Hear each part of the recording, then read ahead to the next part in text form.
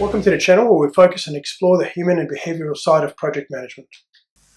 In this episode, I've invited Darren Samphier to talk to us about what questions he would ask candidate project managers or program managers.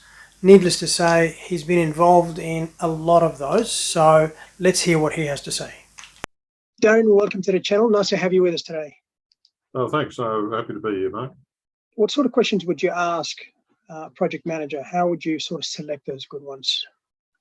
Oh, well, project managers, first off, would be in the CV, right? I don't want to see operations manager or manager of this. I want to see project manager, project manager, project manager, project manager.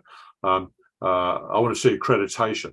They're the keys to the door to even come into the interview. But within the interview, explain to me project management in simple terms, right? And you get a feel of what they feel is the important pieces of project management.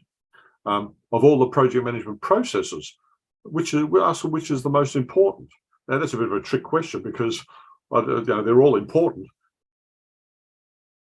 Those behavioural event questions, though, that you might ask, tell us about something, a project that went wrong, and what you did, and you want to then hear about. Well, straight away I was transparent. I went straight up to the execs and told them, I'd done something wrong or something had gone wrong or whatever, but I went up to them with a solution. You want to make sure that when you go to an execs, the execs listen to you and think to themselves, well, I couldn't do a better job myself.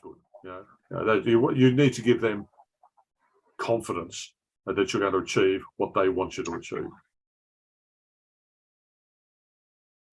Okay. Every star in the sky sort of is different brightness. So how would you pick out those? What qualities would you look for in a project manager?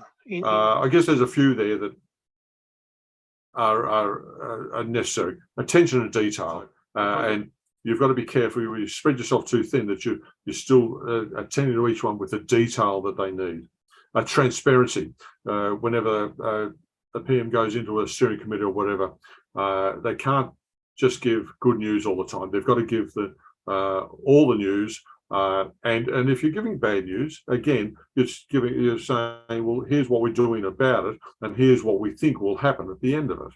Right? You need a thick skin. You need to be resilient, because as I said, organisations think PMs aren't doing a great job.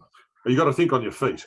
There's things that happen, and you've got to be able to pivot and think on your feet all the time. So I think there's some of the personal attributes you need, and also get perhaps to get a group together in your organisation. If the organisation's big enough, get a group together and talk about the issues you've had.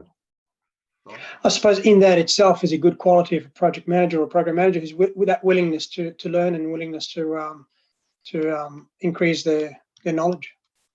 Well, that's a very good point.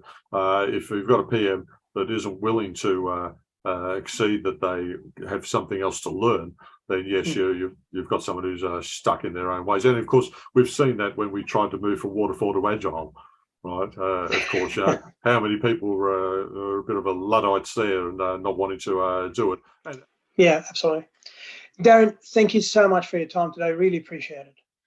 Here it is, folks. We've heard from an expert in the field today. If you have any questions or comments, please leave them in the comments section.